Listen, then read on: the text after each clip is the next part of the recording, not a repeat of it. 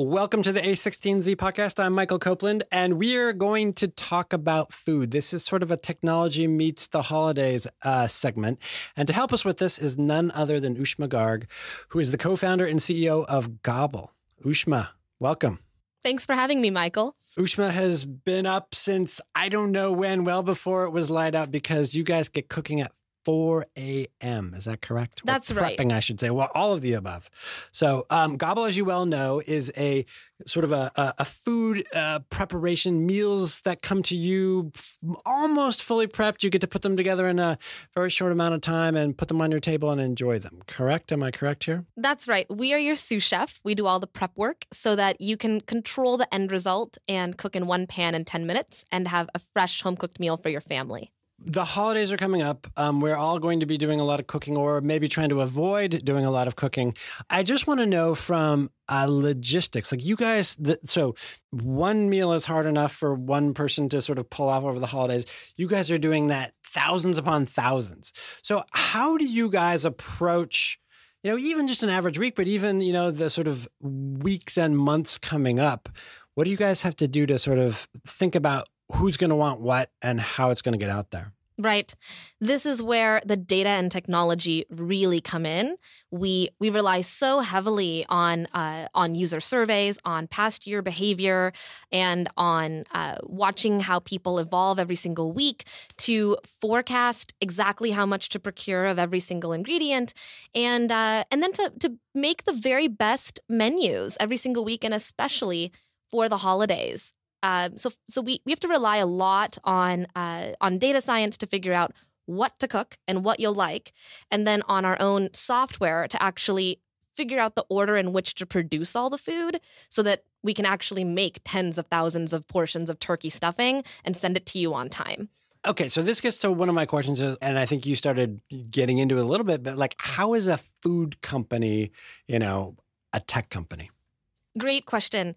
I think a modern food company has to be a tech company.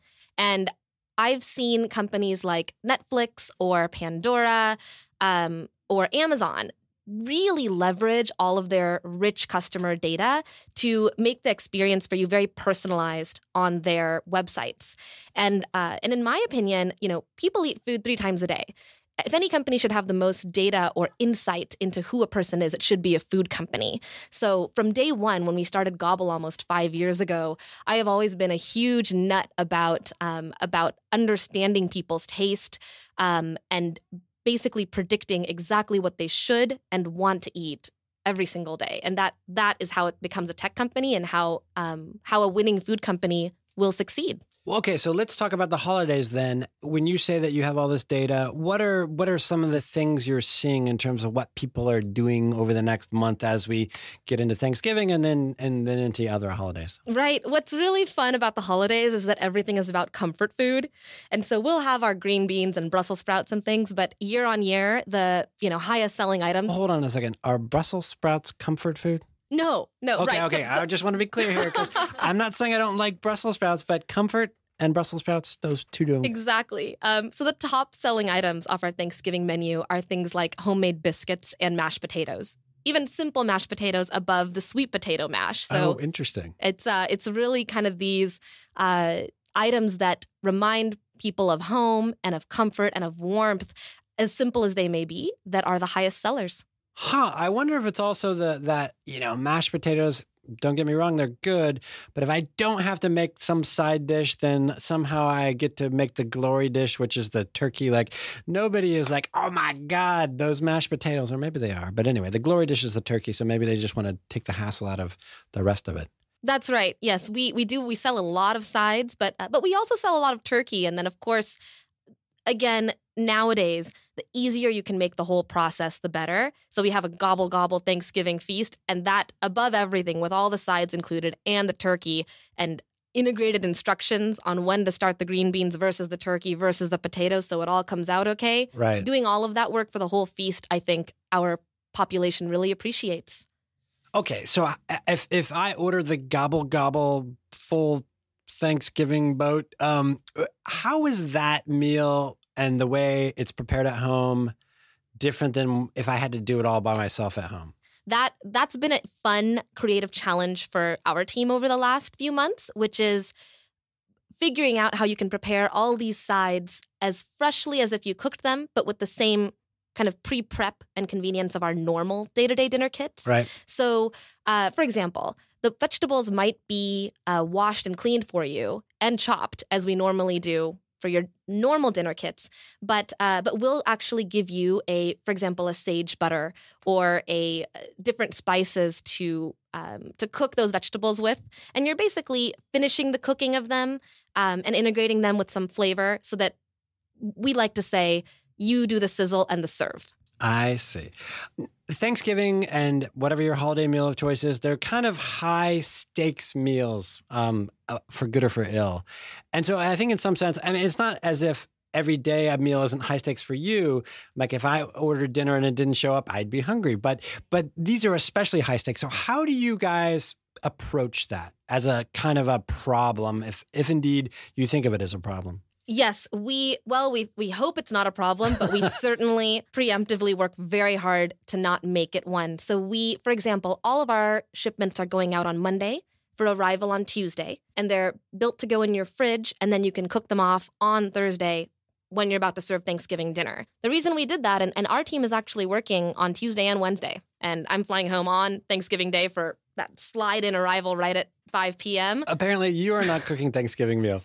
I'll be bringing some of my easy kits. I mean, not to say that you haven't cooked it for like thousands of people already, but anyway, yes. Our mantra is that we have to make, it is such high stakes of a meal that we have to make sure that all of our customers get those dinners and those sides before we really can enjoy our own. So we have a huge Gobble Thanksgiving party after all the shipments are out for hundreds of people, including some of you folks at the firm. Oh, good. And that will be going down after everything is successful. But we actually have emergency, trucks ready for overnight shipments, a certain buffer amount of every single dish. We've been doing this for long enough to where we know how much buffer to make and how many missed deliveries we expect on any one shipment day to have contingency plans in place for the inevitable. So something goes, south a little bit and you get the frantic call and boom, there's your meal on a truck or however, on a horse or a boat or however you guys do it. Yeah. That's fascinating. And like, it's a meal at the end of the day that we all want to enjoy, but the logistics side of it, you guys seem almost more closer to Amazon than you are to the restaurant that I go to go have a dinner. How would you describe the logistics problem that you guys are solving, and what do you bring to bear on it on a daily basis? And then here over the holidays, you mentioned you have all these contingency plans, but what does that look like from your perspective? Yes. Well, there are two huge logistic problems that we solve. One is actually producing all of the food, right, which is very difficult, which is actually where we focus most of our software efforts. And the second is, after all that's produced and packaged at high quality and at high safety, it's sorting all of that into all the customer orders, more of like an Amazon like pick and pack sort of warehouse operation. The actual delivery to everybody's houses, while we used to do that, and that's a fun, routing problem to figure out, we now outsource that to OnTrack and FedEx. I see, because they're actually very good at that. And yes. And it allows us to reach more people. And so before, while we drove similar to an on-demand company within city limits of, let's say, a San Francisco or Palo Alto, now we can reach every home in California, and people are enjoying Thanksgiving from Gobble in San Diego, Tracy, Bakersfield and Palo Alto all at the same time. So the Gobble boxes or box shows up in my door on Tuesday, or yes, on Tuesday in theory, right? Tuesday, Wednesday, or Thursday. Do I hide the box immediately before my family comes over? Like, what have you guys heard from people who have used this in the past, and or even on a regular basis for meals during the week? Right? That's a fun one. Some people actually hide the box. They'll open the box, they'll take out everything, they'll, put it wherever they put it. One guy went so far as to tell his wife he was taking cooking classes and always has been cooking a meal before she gets home with his Gobble dinner kit. And when the box was delayed, he had emailed, called, direct messaged, and just said, hey, send it to my office. Like, it can't show up at my house because my wife doesn't know. So it's pretty fun how people use it and make it their own. And a lot of parents even say, hey, my kids think I'm a great chef thanks to Gobble. Right. What advice do you have for people who are sitting down for this meal and kind of stressing out about it? Look, you guys are preparing meals for tens of thousands of people. What kind of could translate to us just having a more calm, relaxed, enjoyable holiday meal ourselves? Oh, man. Well, this is advice for myself, too. I'm a very precise and perfectionist person. And the way we designed our dinner kits so that type A, precise, perfectionist people can actually cook and get a great meal on the table without, worrying, was it 11 minutes or 9 minutes and that kind of thing. So I guess the advice I would give is a simple one, and that's just to relax and understand that most of the time cooking comes out great anyway because it's just made with that care and love, within some like delta of time limit and reason. So the way I kind of loosened up and even got into cooking when we were inventing these dinner kits was by learning to flip food in my pan. I would just, use a spatula or a ladle when I was first learning how to cook. And our executive chef, Thomas Ricci, taught me how to pick that pan up and flip everything so that it would cook so much better. And after I learned that, I added a bit more fun and whimsy to the cooking experience, and it took out my type A stress. And so that's what I would tell our customers. I was going to say, if you use the word delta while you're cooking, you are a different kind of chef than I know. Yes. So you're going to be at home for Thanksgiving? I am. We have a very fun Thanksgiving tradition, and I think it shows in how we run the company. My family gets together with about 12 other families at someone's house. There's tables all over their house in the living room and a formal area and a regular area in the kitchen.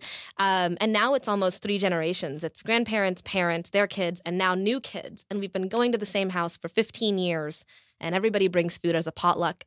So I actually have never missed one in all the years I've been going. Wow, that sounds like fun. I should come to your house or whomever's house that this thing is happening. Yes, this you're invited. Huge feast. In between, like the sort of inter-holiday period, between Thanksgiving and Christmas, whatever it is you celebrate, do people stop eating? Do they stop cooking? Are they over it? Like, is there any pattern that you see in that kind of inter-holiday period? We change the kind of food that we're serving, and of course, there's different vegetables that are in season that we use. Squashes and root vegetables, and we only see the only shift we see is when people are traveling out of town. Right. So most people take a longer vacation in December. If they're home and it's not a holiday, they're eating Gobble. Like it's something that people depend on and get very upset about if it doesn't show up, which is exciting to me. I want to be an integral part of your life. But then we actually ask someone to let us know when they're skipping a week why it is. So they'll tell us, hey, the menu isn't good, or I'm out of town, or I'm cost saving right now. So according to all of our results in the past, really, we only see people going out of town more right now. Do you see after the first of the year, that's when everybody joins a gym? Do they also like shift to like, okay, I'm only eating vegetarian now, or just bring me all vegetables in raw vegetable form and et cetera? Absolutely. It's such a funny shift because we go from all those biscuits and mashed potatoes to lots of salads and, shredded chicken or salmon and that kind of thing. So we're ready for that shift. January and onwards is really a game time for developing new habits for folks. And so for food services and especially subscription food services, it's good to be prepared. Are you seeing any trends in terms of how people are eating? There's lots of discussion. I mean, like we'd all like to, let's be frank, eat healthier. That doesn't necessarily mean that we do. Right. In our menu rubric, we have we have rules around how many healthy meals and how many comfort meals we would offer, or how many traditional American meals or ethnic meals. About 10% of our user base right now is vegetarian. There is a vocal population that are gluten-free. And we do see folks that usually get our omnivore box, which is chicken, fish, and red meat, dabbling in vegetarian meals. And those are individual meals. They're not all piled in one box. That's right. They're all individual meals. So people will switch out, let's say, a beef for a vegetarian meal or chicken for a vegetarian meal. And I care about that, and I care about a balanced diet. So we focus a lot on vegetarian meal innovation as well. And so you're saying at least people are trying to, okay, this one meal this week, I'm going to go vegetarian, and maybe that's increasing. But like you can't pin down a trend at this point yet. we can see more people caring about health and food transparency and where their food comes from. And so I slowly see more people eating. They want meat as a garnish on their food as opposed to a center of plate every single time, which I think is great and in line with what we know right now about what's most healthy for you. But we still have a lot of work to do. You admitted that you were learning how to cook, flipping and kind of getting into it. And you did use the word delta when you were describing preparing a meal. So, and you've told me this, that you are not, the world's most involved chef food person. So why did you start a food company and how did that happen? The way it happened is that I started eating very poorly. And so I felt a direct health effect of eating takeout every day. And I was lethargic and tired and I was running another business. And I was pretty unhappy for a while. And I would talk to my family about it and they were heartbroken because they spent all this time while I was growing up feeding me only home-cooked food. We would only eat out maybe once a month. So Gobble just started very organically by me solving the problem for myself and posting a Craigslist ad and asking, hey, can anyone make me home-cooked food for $8 a plate? Right. I'll get 10 friends to buy in. And the rest is history. But I would say that another piece of it is that I care a lot about family. So even though I wasn't a cook, I made the decision to start a food company because I care about family. And I think that as people grow up, as they start, maybe choosing a partner or starting a family, they care about nourishing that family. And the way they look at food evolves. So I used to eat out of a tray. And then now as I get to a certain place in life where I might start a family, I start caring about food and where it comes from and is it healthy or not. And so that's I think that's where my care for food comes from. And now my interest in helping food fit into this 24/7 busy lifestyle. Let's talk about the future of food then. What is that going to start to look like? I mean, we talk about the resource kind of use, whether that means meat or fishing, overfishing the oceans, et cetera, but right. How do you think about it and what, and for example, we invested in a company here, Soylent, Yes. where you get your, nutrition out of a bottle. Right. How do you view the future of food? I'm excited about the future of food because I think that there's so much innovation going on. And I actually think that no one solution is going to own the future. I think it'll be a constellation of solutions that fit different people and also people at different stages of life.